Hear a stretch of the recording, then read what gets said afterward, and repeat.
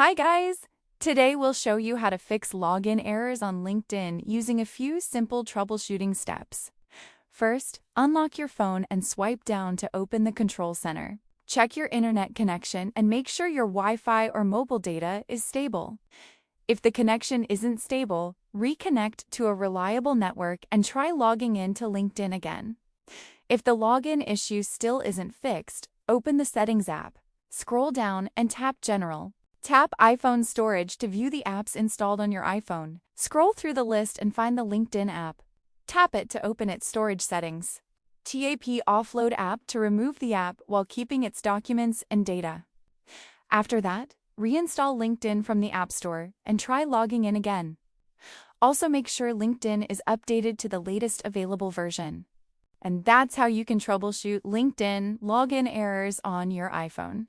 If this helped you, make sure to subscribe and comment for more simple tutorials.